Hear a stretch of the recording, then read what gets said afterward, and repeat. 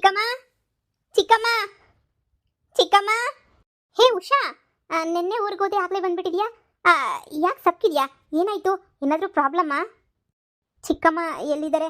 ನಾನು ಅವ್ರ ಹತ್ರ ಮಾತಾಡಬೇಕಿತ್ತು. ಹೌದು, ಬೇಜಾರಾಗೈತೆ ನನಗೆ. ನನ್ನ ಚಿಕ್ಕಮ್ಮನ ಹತ್ರ ಅರ್ಜೆಂಟಾಗಿ ಮಾತಾಡಬೇಕು. ಏನಾಯ್ತು ಪ್ರಾಬ್ಲಮ್ಮು? ಅವರು ಹೊಲ್ದತ್ರ ಹೋಗಿದ್ದಾರಲ್ಲ? ಹೌದಾ?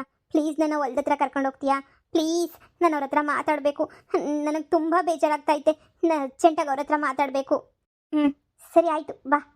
ಹೊತ್ತು ಮುಳುಗಿದರು ಕತ್ತಲೇರಿದರು ಮಿಂಚುತ್ತಾಳೆ ಇವಳು, ಅದು ಯಾಕೆ ಸ್ವಲ್ಪ ಹೇಳು.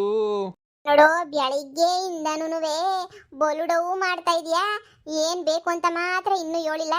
ಅದೇನ್ ಬೇಕು ಅಂತ ಹೇಳಿ ಸಾಕು. ಬರೀ ಹಾಡೇಳಿ ಹೇಳಿ ಹೇಳಿ ನನಗಂತೂನುವೆ ಅಯ್ಯೋ ತಲೆ ಕೆಡಿಸ್ಬಿಟ್ಟಿದ್ಯಾ. ನೀನು ಹಂಗಿದೆಯಾ ಡಾರ್ಲಿಂಗ್? ನೀನು ಹೇಳ್ಬೇಕು. ಬೆಳ್ಳಂ ಬೆಳಗ್ಗೆ ದಾರಿ ಬಿಡು, ಬೀಸೋ ಗಾಳಿಯೇ ದಾರಿ ಬಿಡು. ಈಗ ಎಮ್ಮೆ ಹೊಡ್ಕೊಂಡು ಹೋಯ್ತೀನಲ್ಲ, ಅವಾಗ ಎಲ್ಲಾನು ದಾರಿ ಬಿಡ್ತೋಗ್ಬಿಡು. ಪೊದ್ದು ಡಾರ್ಲಿಂಗ್, ನಾನು ನಿನ್ನ ಹೀರೋಯಿನ್ ರೇಂಜು ಕ್ರಿಯೇಟ್ ಮಾಡಿದ್ರೆ ನೀನು ಮುಸ್ರೆ ತಿಕ್ಕೊಳ್ಳೋ ರೇಂಜಿಗೆ ಬಂದು ಕುಂತ್ಕಂತೀಯಲ್ಲ, ಇದು ಯಾವ ಸೀಮೆ ನ್ಯಾಯ ಅಂತೀನಿ. ಅಯ್ಯೋ, ನೀನು ಹೀರೋಯಿನ್ ರೇಂಜ್ಗೆ ನೀನೇ ಇದೆಯಾ? ಯಾವ ಹೀರೋಯಿನ್ಗೂ ಏನು ಕಮ್ಮಿ ಇಲ್ಲ. ಹೊಸಿ ಬಿಲ್ಡಪ್ ಕೊಡ್ತೀನಲ್ಲ, ಬಿಲ್ಡಪ್ ತಕ. ಯಪ್ಪ ದೇವ್ರೇ, ನೀನ್ ಕೂಡ ಬಿಲ್ಡಪ್ಪು ಬೇಡ, ಏನು ಬೇಡ. ನನ್ನ ಮಗಳು ನನ್ನ ಮಗ ಇನ್ನೇನು ಮದ್ವಿಗೆ ಬಂದವ್ರೆ. ಮುದುಕಿ ಆಯ್ತಿದ್ದೀನಿ. ಈ ವಯಸ್ಸಾಗೂನುವೆ ಬಿಲ್ಡಪ್ ಅಂತ, ಹೀರೋಯಿನ್ ಆಗ ಬಿಲ್ಡಪ್. ಏನೋ ನನ್ನ ಡಾರ್ಲಿಂಗ್ ಸಂದಕ್ಕಿರಲಿ ಅಂತ ಅಂದರೆ ಹೇಳ್ದೆ. ನಿನಗೆ ನಿನಗೆ ಬೇಕಿಲ್ಲ ಅಂತ ಹೇಳಿದ್ರೆ ಏನು ಮಾಡಲಿ ಹೇಳು? ನೋಡು, ಊರಿ ಬಿಸಿಲ ಕುಂತ್ಕೊಂಡಿದ್ಯಾ. ಕೊಪ್ಗೆ ಹಾಕಿಲ್ವ ನೀನು? ಹೇಳು, ಕೊಪ್ಗೆ ಆಗೇ ಆಯ್ತೀಯ ನೀನು. ಆಮೇಕಿಂದ ಯಾರನ್ನೂ ನೀನು ಸಂದಕ್ಕಿದ್ಯಾ ಅಂತ ಅನ್ನಕ್ಕಿಲ್ಲ ನೋಡು. ಅಯ್ಯೋ ಭಗವಂತ, ನಾನು ಯಾರು ಸಂದಕೋಳೆ ಅಂತ ಒಂದು ಏನಾಗಬೇಕು ದಯ್ಯ. ನೀ ಸುಮ್ಕಿರು. ಹೋಗ್ ಸುಮ್ಮನೆ ನೀಯ. ನನಗೋಸ್ಕರ ಒಂದು ವಿಶೇಷವಾದ ವ್ಯಕ್ತಿ ಬರ್ತಾವ್ರಿ, ಅದಕ್ಕೆ ಕಾಯ್ತಾ ಇವ್ನಿ. ವಾ, ನಿನಗೆ ವಿಶೇಷವಾದ ವ್ಯಕ್ತಿ ಬೇರೆನಾ? ಯಾರು? ಅದೆಲ್ಲ ಟಾಪ್ ಸೀಕ್ರೆಟ್, ಬಂದ ಮೇಲೆ ನೋಡಬೇಕು. ಮಗಳೇ, ಬಾ ಬಾ. ಯಾಕೆ ಇಲ್ಲಿ ಗಂಟೆ ನಡ್ಕೊಂಬಿಟ್ಟು ಬಂದಲ್ಲ? ಚಿಕ್ಕಮ್ಮ. ಓ ಉಷಾ, ಬಾ ಬಾ. ಅದ ನಾನೇ ಮಂತಾಗ ಬರ್ತಾ ಇದ್ನಲ್ಲ. ಯಾವಾಗ ಬಂದೆ ಊರಿಂದ? ಹುಡಿಕೊಂಬಿಟ್ಟು ಬಂದ್ಬಿಟ್ಟಿದ್ಯಲ್ಲ, ಏನ್ ವಿಷಯ? ಚಿಕ್ಕಮ್ಮ, ದೆಯ್ಯದ ಹತ್ರ ನಿನ್ನ ಹತ್ರ ಇಬ್ಬರ ಹತ್ರನೂ ಸಮಯ ಕೇಳಬೇಕು ನಾನು. ಕರೀರಿ ದೆಯ್ಯನ. ವಾ, ನಾನು ಇಲ್ಲೇ ಇದ್ದೀನಿ. ಹೇಳು ಹೇಳು, ಏನಾಗಬೇಕು ಅಂತ. ದೆಯ್ಯ, ಚಿಕ್ಕಮ್ಮ ನನಗೆ ಕ್ಷಮಿಸ್ಬಿಡಿ. ನಿಮ್ಮ ಬಗ್ಗೆ ಹೆಂಗೆಂಗೋ ಮಾತಾಡ್ಬಿಟ್ಟು ಬೈದಾಡ್ಬಿಟ್ಟು ಹೋಗ್ಬಿಟ್ಟೆ. ಆದರೆ ನಿಜ ಏನು ಅಂತ ಹೇಳ್ಬಿಟ್ಟು ನನಗೆ ಇವಾಗ ಗೊತ್ತಾಯಿತು ಚಿಕ್ಕಮ್ಮ.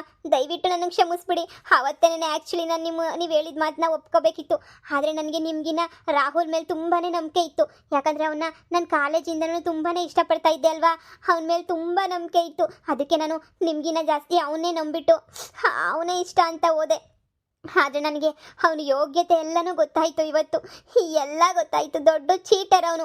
ನನ್ನ ಬಿಟ್ಟು ಇವಾಗ ಬೇರೆ ಹುಡುಗಿನ ಮದುವೆ ಮಾಡ್ಕೊಳ್ಳೋಕ್ಕೆ ಅಂತ ತಯಾರಿ ಮಾಡ್ಕೊಳ್ತಾವನೆ. ಈಗ ಏನು ಮಾಡಬೇಕು ಅಂತಲೇ ನನಗೆ ಅರ್ಥ ಆಗ್ತಿಲ್ಲ. ನಿಮಗೆ ಮನ್ಸಿಗೆ ನೋಯಿಸಿದ್ದಕ್ಕೆ ನಂಗೆ ತುಂಬಾ ಬೇಜಾರಾಗ್ತೈತೆ. ನನಗೆ ದಯವಿಟ್ಟು ಕ್ಷಮಿಸ್ಬಿಡಿ ಚಿಕ್ಕಮ್ಮ. ದಯವಿಟ್ಟು ನನಗೆ ಕ್ಷಮಿಸ್ಬಿಡು ದೇವ. ಇನ್ನೊಂದ್ಸಲ ಈ ಥರ ಎಲ್ಲ ನಾನು ನಿಮಗೆ ಅವಮಾನ ಮಾಡಲ್ಲ. ನಿಮಗೆ ಬೇಜಾರಾಗೋ ಕೆಲಸ ಅಂತೂ ನಾನು ಮಾಡೋದೇ ಇಲ್ಲ. ದಯವಿಟ್ಟು ನನ್ನ ಕ್ಷಮಿಸ್ಬಿಡಿ, ತಪ್ಪಾಯಿತು. ಅಯ್ಯೋ ಮಗಳೇ, ನೋಡಮ್ಮ, ಹೇಳೋ ಜವಾಬ್ದಾರಿ ನಂದು. ಹಿಂಗೆ ಮಕ್ಕಳು ಏನೋ ಚಿಕ್ಕ ಮಕ್ಳಾಗ ಓದಿತಾರೆ ಅಂತ ಹೇಳ್ಬಿಟ್ಟು ಅವ್ರನ್ನ ನಾವೇನು ಬೈಕೊಂಡು ದೂರ ಮಾಡೋಕ್ಕಾಗ್ತೈತಾ? ನಾನು ನಿನಗೇನೋ ಒಳ್ಳೇದಾಗಲಿ ಅಂತ ಹೇಳಿದೆ. ಆದರೆ ನಿನಗೆ ನಿನ್ನ ಹುಡುಗನ ಮೇಲಿರೋ ಜಾಸ್ತಿ ಪ್ರೀತಿಗೋಸ್ಕರ ನೀನು ಆ ಥರ ಮಾತಾಡಿದೆ. ಅದೆಲ್ಲ ನಮ್ಗೆ ಅರ್ಥ ಆಗುತ್ತೆ. ಬಿಡು ಬಿಡು ಬಿಡು, ಪರವಾಗಿಲ್ಲ ಬಿಡು. ಏನಾಯ್ತದೆ ಆಗಿದ್ದಾಗಲಿ. ಈಗೇನು ನಿನಗೆ ಹುಡುಗ ಬೇಕಾ? ಬೇಕು ಅಂದರೆ ಹೇಳು, ತಳ್ಕಂಬಳಕ ಮಾಡಿದ್ರೂ ಪರವಾಗಿಲ್ಲ. ನಾನು ನನ್ನ ಪೊದ್ದು ಡಾರ್ಲಿಂಗ್ ನಿಂಗೆ ಹುಡುಗನ ಕೊಡಿಸ್ತೀವಿ. ನಿನಗೆ ಬೇಡ ಅಂತಂದರೆ ಬಿಟ್ಟಾಕು. ದೆಯ್ಯ ಹೇಳ್ತಿರೋದ್ರಾಗೂ ಅರ್ಥ ಐತೆ. ಉಷಾ, ನಿಂಗೆ ಹುಡುಗ ಬೇಕು ಅಂತಂದ್ರೆ ಹೇಳು, ಇಲ್ಲ ಅಂತಂದ್ರೆ ನೋಡು ನಿನ್ನಿಷ್ಟ. ಒಂದ್ಸಲ ಆ ಥರ ಬಿಟ್ಟು ಮೋಸ ಮಾಡಿರ ನನ್ನ ಮಕ್ಕಳನ್ನ ಮತ್ತೆ ಒಪ್ಕ ಅಂದರೆ ಯಾವ ಹುಡುಗಿ ತಾನೇ ಒಪ್ಕೋತಾಳೆ ಅಮ್ಮ? ಈಗಿನ ಕಾಲದಾಗ ಎಲ್ಲ ಹುಡುಗರು ಇಂಥವ್ರೇನೆ. ನನಗಂತೂ ಮದುವೆ ಅಂದ್ರೇನೆ ಅಸಹ್ಯ ಉಟ್ಕೊಬಿಟ್ಟೈತೆ. ನೀನು ಹೇಳ್ತಿರೋದು ಸರಿಯಾಗಿ ಐತೆ ನಿಧಿ. ಇಲ್ಲ, ಆ ರಾಹುಲ್ ನನಗೆ ಯಾವುದೇ ಕಾರಣಕ್ಕೂ ಬೇಡ. ಬರೀ ದುಡ್ಗೋಸ್ಕರ ನಾನು ಇಷ್ಟಪಟ್ಟ ಅಲ್ವಾ? ಅವ್ನಿಗೆ ದುಡ್ಡು ಸಿಗಬಾರ್ದು. ಅವನ ಗತಿ ಹೆಂಗಾಗಬೇಕು ಅಂದರೆ ಕಷ್ಟದ ಪರಿಸ್ಥಿತಿಗೆ ಸಿಲುಕಬೇಕು, ಹಂಗಾಗಬೇಕು. ನಾನು ಯಾರ ಮೇಲೂ ಸೇಡ್ ತೀರಿಸ್ಕೋಬೇಕು ಅಂತ ಇಲ್ಲಿ ತನಕ ಅನ್ಕೊಂಡೇ ಇಲ್ಲ. ಆದರೆ ಇವನನ್ನು ಮಾತ್ರ ಸುಮ್ಮನೆ ಬಿಡಬೇಕು ಅಂತ ಅನ್ನಿಸ್ತಿಲ್ಲ. ನನ್ನ ಜೀವನದ ಜೊತೆನೇ ಆಟ ಆಡ್ಬಿಟ್ಟವನೇ. ಏನು ಮಾಡ್ತಿರೋ ಗೊತ್ತಿಲ್ಲ. ಅವನಂತೂ ಒದ್ದಾಡಬೇಕು. ಏನಾದರೂ ಒಂದು ಮಾಡುದೇವ, ಇದೊಂದೇ ಒಂದು ಸಹಾಯ ಮಾಡು. ನಾನೆಲ್ಲ ಹುಡುಗಿರ ಥರ ಅವ್ನಿಗೆ ಒಳ್ಳೇದಾಗಲಿ ಅಂತ ದೂರ ಕೂತ್ಕೊಳ್ಳೋ ಅಂಥ ಕ್ಯಾರೆಕ್ಟರ್ ಅಂತೂ ನಂದಲ್ಲ. ನಾನು ಮೋಸ ಮಾಡಿರೋನಿಗೆ ಸರಿಯಾಗಿ ಆಗಬೇಕು. ಆದರೆ ನಾನಂತೂ ಅವನಿಗೆ ಕ್ಷಮಿಸಲ್ಲ. ಅವನ ಹತ್ರಕ್ಕೆ ನಾನು ಹೋಗೋದು ಇಲ್ಲ. ಮುಂದೆ ತುಂಬ ಚೆನ್ನಾಗಿ ಅನುಭವಿಸ್ತಾನೆ ನಿಮ್ಮ ಹುಡುಗ. ಮುಂದೆ ಏನೇನಾಗ್ತಿದೆ ಅಂತ ಹೇಳ್ಬಿಟ್ಟು ಆರಾಮಾಗಿ ಕುತ್ಕೊಂಡು ನೋಡ್ತಾ ಇರು, ತಲೆನೇ ಕೆಡ್ಸ್ಕೊಬೇಡ. ನೀನು ಅನ್ಕೊಂಡಂಗೆನೆ ಗ್ಯಾರಂಟಿ ಅವನು ಬೀದಿಗೆ ಬಂದೇ ಬರ್ತಾನೆ. ಆಗಲೇ ಅದ್ರ ಬಗ್ಗೆ ತಯಾರಿ ಎಲ್ಲ ನಡೀತಾ ಐತೆ. ನೀನು ಅದ್ರ ಬಗ್ಗೆ ಎಲ್ಲ ಯೋಚನೆನೇ ಮಾಡಕ್ಕೆ ಹೋಗ್ಬೇಡ, ಗೊತ್ತಾಯ್ತಾ? ಏನು ಬೀದಿಗೆ ಬೀಳ್ತಾನ? ಅದು ಹೆಂಗ್ ಸಾಧ್ಯ? ಅವನೆಷ್ಟು ಕೋಟ್ಯಾಧೀಶ್ವರ ಗೊತ್ತಾ? ಎಂಥವ್ರಾದ್ರೂ ಒಂದಿನ ಬೀದಿಗೆ ಬರಲೇಬೇಕು.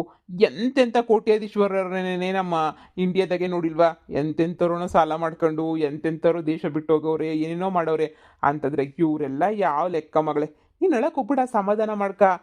ಅವ್ನು ನಿನಗೆ ಮಾಡಿರೋ ಮೋಸ ಮಾಡೋಣ ನೀನೀಗ ಅಳ್ತಾ ಇದೆಯಲ್ಲ, ಅದಕ್ಕೂ ಜಾಸ್ತಿನೇ ಅವನು ಅನುಭವಿಸ್ತಾನೆ. ನೀನು ಅದ್ರ ಬಗ್ಗೆ ಯೋಚನೆನೇ ಮಾಡಬೇಡ. ಕೂಲಾಗಿ ಆರಾಮಾಗಿ ತಿನ್ಕೊಂಡು ಓಡಾಡ್ಕೊಂಡಿರು. ಅವನಂತೂ ನರ್ಕನೇ ನೋಡ್ತಾನೆ. ಯಾಕೆ ಇನ್ನು ನನ್ನ ದೆವ್ವ ಹೇಳ್ತಿರೋದ್ರ ಮೇಲೆ ನೀನು ನಂಬಿಕೆ ಬಂದಿಲ್ವಾ? ನಂಬಿಕೆ ಬಂದಿಲ್ಲ ಅಂತ ಹೇಳಿದ್ರೆ ಅಳ್ತಾನೆ ಇರು. ನಂಬಿಕೆ ಬಂದಿದ್ರೆ ಮೊದಲು ಕಣ್ಣೀರು ಒರೆಸ್ಕ. ಇಲ್ಲ, ದೆವ್ವ ಹೇಳಿದ್ಮೇಲೆ ನನಗೆ ಇವಾಗ ತುಂಬ ನಂಬಿಕೆ ಬಂದ್ಬಿಟ್ಟೈತೆ. ಈಗ ಅವನ ಪರಿಸ್ಥಿತಿನ ನೋಡಿ ಖುಷಿ ಪಡೋದೊಂದೇ ಬಾಕಿ. ಅಂಥವ್ರಿಗೆ ಸರಿಯಾಗಿ ಬುದ್ಧಿ ಕಲಿಸು ದೆವ್ವ. ಅವ್ರಂತೂ ಒದ್ದಾಡಿ ಸಾಯ್ಬೇಕು, ಮೋಸ ಮಾಡೋರಿಗೆಲ್ಲ ಹಿಂಗೇನೇ ಆಗಬೇಕು. ಆಗುತ್ತೆ. ಒಳ್ಳೆಯರಿಗೆ ಫಸ್ಟು ಕೆಟ್ಟದಾದ್ರೂ ಆಮೇಲೆಲ್ಲ ಒಳ್ಳೇದೇ ಆಗುತ್ತೆ. ಆದರೆ ಈ ಕೆಟ್ಟವ್ರು ಇರ್ತಾರಲ್ಲ, ಅವ್ರಿಗೆಲ್ಲ ಮೊದಲನೇ ಸಲ ಒಳ್ಳೇದೇ ಆಗ್ತಾ ಇರ್ತದೆ. ಒಳ್ಳೇದಾಗಿ ಆಮೇಲೆ ಸರಿಯಾಗಿ ಕೆಟ್ಟದಾಯ್ತದೆ.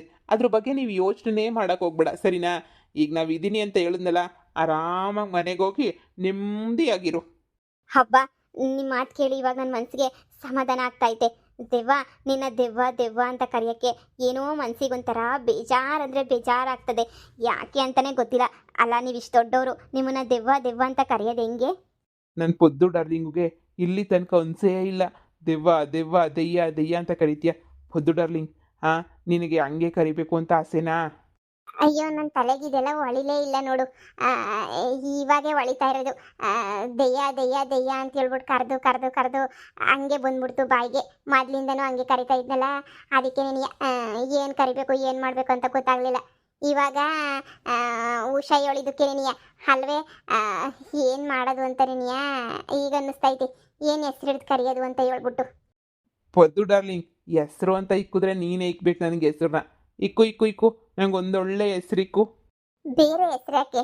ನಿನ್ನ ಹೆಸರೇ ಇಕ್ತೀನಿ ನಾನು, ಭೈರವ. ಪೊದ್ದು ತುಂಬಾ ಚೆನ್ನಾಗಿದೆ ಭೈರವ ಅಂತ ಹೆಸರು. ಹಾ, ಇನ್ಮೇಲೆ ಭೈರವ ಅಂತಾನೆ ಕೂಗೋದಷ್ಟೇನೆ. ಪೊದ್ದು, ನಿನಗೆ ನಾನು ನನಗೆ ಗೊತ್ತು. ಈಗ ಅದೆಲ್ಲ ಬೇಡ ಬಿಡು. ಭೈರವ, ಇಷ್ಟು ದಿನ ನಿನ್ನ ಸುಮ್ಮನೆ ನಾನು ದೆವ್ವ ಅಂತ ಕರೆದಿದ್ದಕ್ಕೆ ನನ್ನ ಕ್ಷಮಿಸ್ಬಿಡು, ಸರಿನಾ? ಇನ್ಮೇಲೆ ಭೈರವ ಅಂತಾನೆ ಕರಿತೀವಿ. ಹಾ, ಭೈರವ ಅಷ್ಟೇನೆ. ಹಾ, ಸರಿ, ನೀವು ಮನೆ ಹತ್ರ ಹೋಗಿ, ಮಳೆ ಬರಂಗಾಗೈತೆ. ನಾನು ಎಮ್ಮೆ ಹಸುಗಳೆಲ್ಲ ಹೊಡ್ಕೊಂಬಿಟ್ಟು ಹಂಗೆ ನೀ ಮಂತಕ್ಕೆ ಬಂದ್ಬಿಡ್ತೀನಿ, ಸರಿನಾ? ಸರಿ ಚಿಕ್ಕಮ್ಮ, ಆಯ್ತು. ಈಗ ನನ್ನ ಮನಸ್ಸಿಗೆ ಏನೋ ಸಮಾಧಾನ ಆಯ್ತು. ನಿಧಿ, ಬಾ ಹೋಗೋಣ. ಸರಿ ಬಾ. ನೀನು ಯಾವುದ್ರ ಬಗ್ಗೆನೂ ಯೋಚನೆ ಮಾಡಬೇಡ. ಒಂದ್ಸಲ ಭೈರವ ಮಾತು ಕೊಟ್ಟ ಅಂತ ಹೇಳಿದ್ರೆ ಮುಗೀತು ಅಷ್ಟೇನೆ. ನನಗೂ ಈಗ ಅನ್ನಿಸ್ತೈತೆ, ಈಗ ಎಷ್ಟೋ ಸಮಾಧಾನ. ಆ ಕಳ್ಳನ ಮಗ ರಾಹುಲ್ಗೆ ಒಂದು ಒಳ್ಳೆ ಗತಿ ಕಾಣಿಸ್ಬೇಕು. ಆ ಗತಿನ ಭೈರವ ಕಾಣಿಸ್ತಾನೆ ಅಂತ ಹೇಳ್ಬಿಟ್ಟು ನಂಗೆ ಚೆನ್ನಾಗಿ ಅರ್ಥ ಆಯ್ತು. ಇವಾಗ ನನ್ನ ಮಗಂಗೆ ಸರಿಯಾಗಿ ಆಗಬೇಕು ನೋಡು. ಬೀದಿನಾಗ ಭಿಕ್ಷೆ ಎತ್ತಬೇಕು. ದುಡ್ಗೋಸ್ಕರ ನನ್ನ ಬಿಟ್ಟ ಅಲ್ವಾ, ಅದೇ ದುಡ್ಗೋಸ್ಕರ ಒದ್ದಾಡಬೇಕು ಅಂತ ಪರಿಸ್ಥಿತಿ ಬರ್ತೈತೆ ಅವನಿಗೆ. ಪೊದ್ದು, ಭೈರವ, ನಿನ್ನ ಹೆಸರೇ ಇಕ್ಕಿದ್ದೀನಿ ಅಂತ ಬೇಜಾರು ಮಾಡ್ಕೋಬೇಡ. ನನಗೆ ಗೊತ್ತು ನೀನೇ ಅಂತ ಹೇಳ್ಬಿಟ್ಟು. ಯಾವತ್ತೋ ಗೊತ್ತಾಯ್ತು, ಹೇಳಕ್ಕೇನು ಹೋಗಲಿಲ್ಲ.